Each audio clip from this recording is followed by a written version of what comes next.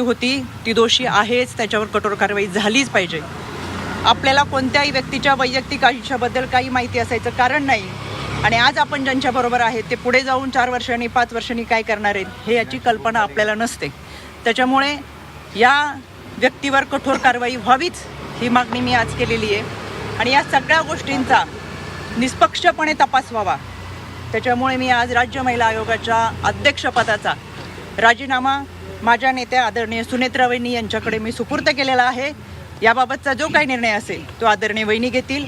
आपल्याशी बोलण्यासाठी मी सविस्तर पुराव्यासहित पत्रकार परिषद घेतली. 2 दिवस चालू आहेत, चुकीच्या बातम्या चालू आहेत. एखादी व्यक्ती पुढे जाऊन कशी वागती त्याचं कृत्य वैयक्तिक आयुष्य आपल्याला कोणाला माहीत नसतं. आम्ही जोडलो होतो तर मी पहिल्याच दिवशी ट्विट करून सांगितलं हो आम्ही संस्थानाशी जोडलेलो होतो, देवस्थान ट्रस्टमध्ये होतो. ते फोटो माझ्या आहेत. अनेक वर्षापूर्वीच्या आमच्या कुटुंबाबरोबरचे फोटो तिथं होते. आणि एखाद्या गुरुची पती पत्नीची पाद्यपूजा करत असताना गुरुपौर्णिमेच्या दिवशीचे फोटो आहेत.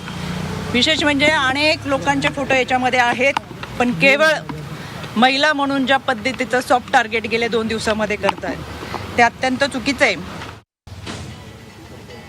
आणि त्यानिमित्तानं संपूर्ण कुटुंब आम्ही त्या कार्यक्रमात उपस्थित राहत होतो. माध्यमांमधून सातत्याने दाखवले जाणारे व्हिडिओ हे काही वर्षापूर्वीचे आहेत. गुरुपौर्णिमेच्या निमित्तानं अनेकांनी ती पाद्यपूजा केली, तशी मी माझ्या पतीने देखील ती पाद्यपूजा केली.